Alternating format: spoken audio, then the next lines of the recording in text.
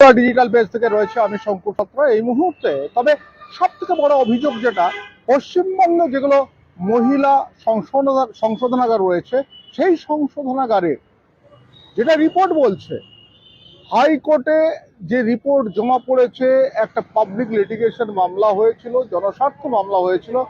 তারপর যেটা অর্থাৎ তাপস ভঞ্জ নামে একজন অ্যাডভোকেট, যাকে হাইকোর্ট দায়িত্ব দিয়েছিল বিভিন্ন মহিলা সংশোধনাগারে খোঁজ নিয়ে দেখার জন্য, তিনি খোঁজ নিয়ে এসে যে ভয়ঙ্কর একটা রিপোর্ট দিয়েছেন যে পশ্চিমবঙ্গে মহিলা সংশোধনাগারে 196 জন মহিলা অন্তঃসত্ত্বা হয়েছেন এবং তাদের সন্তান প্রসব হয়েছে। কিন্তু প্রশ্ন, সেই সন্তানদের বাবা কে? কারণ সংশোধনাগারের মধ্যে তো বাইরে, অর্থাৎ মহিলা সংশোধনাগারের মধ্যে বাইরের থেকে তো কোনো পুরুষ যেতে পারে না। তবে সেটা নিয়ে আমরা কথা বলবো। এই মুহূর্তে আমাদের সঙ্গে রয়েছেন আইনজীবী পারমিতা। পারমিতার সঙ্গে একটু কথা বলবো। পারমিতা, সব থেকে বড় অভিযোগ, সাংঘাতিক অভিযোগ, মহিলা সংশোধনাগারে যেখানে আটো সাটো একেবারে নিরাপত্তা, সেখানে 196 জন মহিলা অন্তঃসত্ত্বা। কি বলবে? নমস্কার, আমি অ্যাডভোকেট পারমিতা দে, জাতীয়তাবাদী আইনজীবী কাউন্সিলের পক্ষ থেকে আমি কিছু বার্তা শেয়ার করছি। দেখুন, যে সাংঘাতিক আজকে তকমাটা লেগেছে আমাদের কাছে, এই বার্তা উঠে এসছে যে আমরা ওমেন কারেকশন হোম, যেটা জানি সংশোধনাগার, আমরা ডাইরেক্ট সেখানে জানি যে ওখানে মেয়েরা থাকে, যে যারা ওখানে সংশোধনাগারে যারা কোনো শাস্তিপ্রাপ্ত হয়ে ওখানে ট্রায়াল চলে বা সেই জায়গাতে কারা থাকছে, মেয়েরা, সেখানে কি করে অন্তঃসত্ত্বা হচ্ছে। প্রথমে এই জায়গাতে একটা ফার্স্ট প্রশ্ন আমাদের কাছে এসে যায়, আমরা প্রোটোকল মেনে যদি ধরতে পারি যে এখানে 196টা, আমি শুনলাম সংগত আপনি বললেন, এখনো জানলাম 196 জন, তাহলে তার মধ্যে 15 জন আবার বাচ্চা রয়েছে তার মায়ের সঙ্গে। তো সেইখানে সেই ক্ষেত্রে আমরা কি দেখতে পাচ্ছি, যখন একজন জেলে যাচ্ছে, তার মেডিকেল টেস্ট হয়, তার সমস্ত কিছু ডিটেলস লেখা থাকে, তার সমস্ত কিছু, সে অন্তঃসত্ত্বা কিনা, তার বাচ্চা কমাসের চিনি প্রেগনেন্ট। রিপোর্টে বলা হয়েছে যে সংশোধনাগারের মধ্যে যাওয়ার পর তারা অন্তঃসত্ত্বা হয়েছে। আমি এই প্রশ্নটাই করছি, আমরা এগুলো লেখা থাকে, তাহলে সেখান থেকে পরেই যখন এই ঘটনাটা ঘটেছে, তাহলে একটাই প্রশ্ন উঠে আসছে যে প্রশাসন কি করে তাহলে নিশ্চুপ এখানটাতে বাচ্চা যেখানে ওখানে জন্মগ্রহণ করছে সংশোধনাগারে, কি করে, আউট ইজ পসিবল?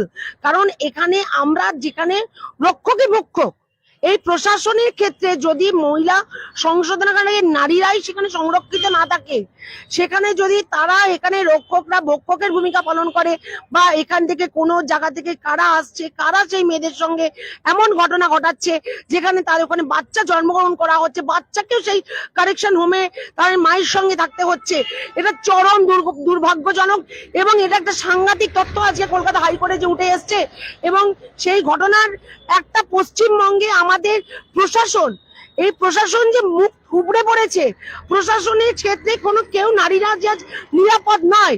যেখানে কদিন আগে দেখলাম যে বলা হচ্ছে পশ্চিমবঙ্গ নাকি অনেক ভালো জায়গায় আছে, তাহলে আজকের এই তথ্য না উঠলে তো আরেকটা জায়গায় আমাদের উদ্ঘাটন হতো না, যে ওমেন কারেকশন হোম যেটা বলা হয়, সেখানে নারী সংশোধনাগারে নারীরা নিরাপদ নয়, সেখানে তারা ওখানে কাদের শিকার হচ্ছে, কাদের দ্বারা তাদেরকে নিজেদের জীবন।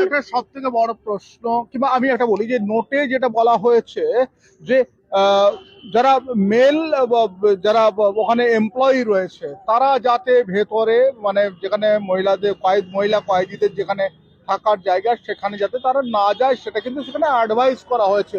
কিন্তু সব থেকে বড় প্রশ্ন, এই বাচ্চাগুলোর বাবা কারা? এই বাচ্চাগুলোর বাবা কারা, মানে কিভাবে টেস্ট হবে?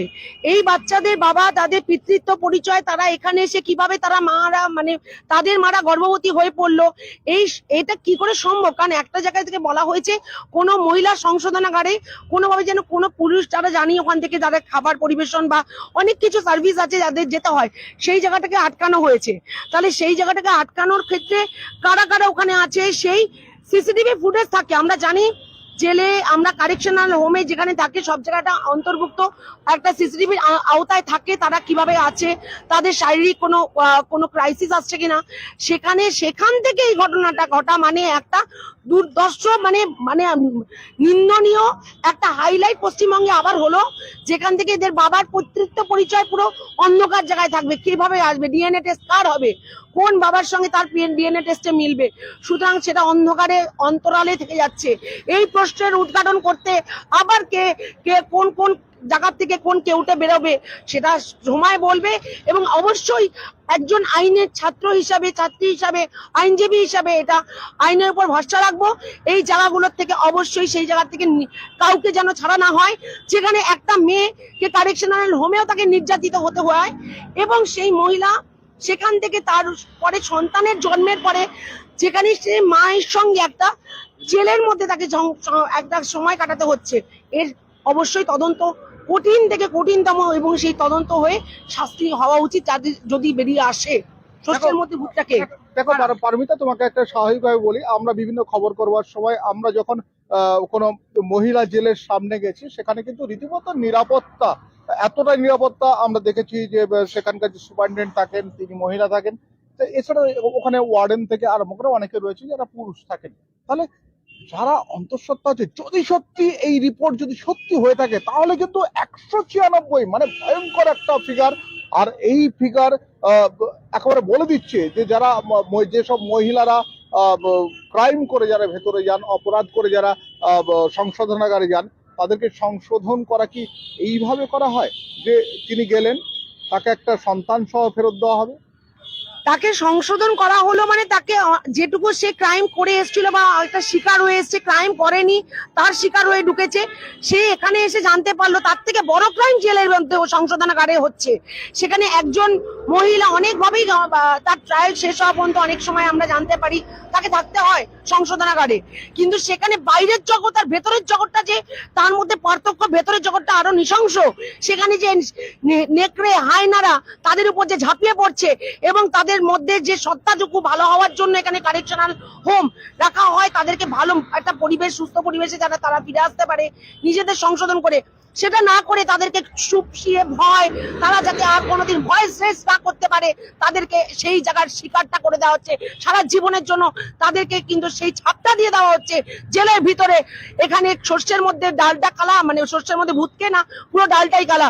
আপনি বললেন যে বাইরে থেকে পুরো প্রোটোকল মেনটেন করা হয়, কাউকে ভেতরে যেতে দেওয়া হয় না, তাহলে ভেতরে কারা রয়েছে সেটা দেখবে কে? ভেতরে কারা? এখানে মহিলারা সেখানে সংশোধনাগারে গিয়ে তারা মাতৃত্ব স্বাদ নিচ্ছে, তাদের বাচ্চা জন্ম দিচ্ছে, তারা সেখানে মেডিকেল প্রোটোকল মেনে, যদি এই রিপোর্ট যেটা শঙ্করদা বললেন আপনি যে সত্যি হয়, তাহলে ভয়াবহ একটা রিপোর্ট কিন্তু আমরা আগামী দিনে আমাদের কাছে আসতে চলেছে।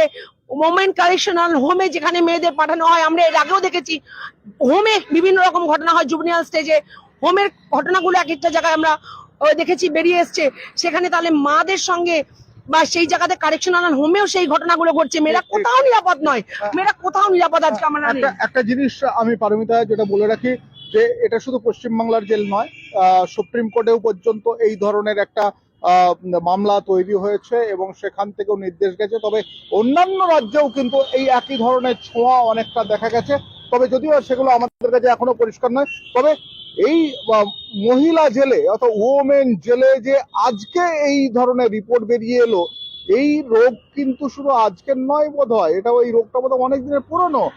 অনেক দিনের পুরোনো না হলে এত বড় ক্যান্সারটা তো তৈরি হয়ে যায় না, যেখানে স্প্রেড করতে করতে 196 একজন মায়ের সংখ্যার এখন পর্যন্ত রেজ হয়েছে যারা এখনো পর্যন্ত গর্ভবতী হয়েছেন এবং 15টি শিশু ওই জেলে মাদের সঙ্গে তারা এখানে জেলের মধ্যে রয়েছে।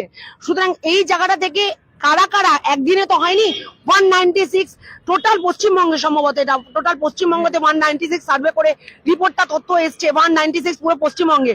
তাহলে এটা কতদিন ধরে হয়েছে, যার ফল এখন বাচ্চাটা হয়ে গিয়ে তারাও জন্মমত মনে হয় 4-5 বছরের বাচ্চা এটা রয়েছে, এটা বড় ভয়ঙ্কর ভয়ঙ্কর। সুতরাং এটা যে দিনে দিনে কতদিন ধরে চলেছে, এই নিঃশোষণ, এই মেয়েদের উপরে, নারীদের উপরে যে ঝাঁপিয়ে পড়া হায়না নেকড়েদের যে রূপটা, সেটা যে মেয়েরাকে শেষ করে দিয়েছে নারী। আমরা আজও বলি নাকি আমরা কি সুরক্ষিত, আমরা নারীরা কোথাও না, না ঘরে না বাইরে না, আর হোম মানে ওমেন কারেকশন হোমে যেখানে হচ্ছে পুলিশের নিরাপত্তা থাকে, আমরা জানি যে প্রশাসন সেখানে ঘেরাট হবে থাকে, সেই প্রশাসনদের মধ্যে তাদেরকে ভালো করা নেই, সেখানেও মেয়েরা গর্ভবতী হয়ে যাচ্ছে। আচ্ছা পারমিতা, এই তথ্য বেরিয়ে আসা যেহেতু পরবর্তী সময় জয়মাল্য বাগচির বেঞ্চে এটাকে শুনানি হবে আমরা যতটুকু জানতে পেরেছি।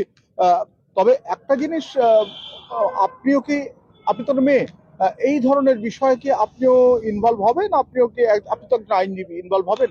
অবশ্যই ইনভলভ হবো। এরকম ধরনের ঘটনা যদি আমি কোনোভাবে পার্ট হতে পারি, যে কোথায় গিয়ে কি ঘটনা ঘটেছে এবং তাদের সঙ্গে যদি কথা বলার জায়গা পাওয়া যায়, স্পেস পাওয়া যায়, কি করে এই সত্য উদ্ঘাটন হয়েছে, আমাকে যদি কোনোভাবে সেই স্কোপটা পাই, আমি সেই জায়গা থেকে সবার আগে ঝাঁপিয়ে পড়ার চেষ্টা করবো এবং মানুষের কাছে সেই সত্যগুলোকে তুলে আনতে আপ্রাণ চেষ্টা করবো আইনের ভাষায়।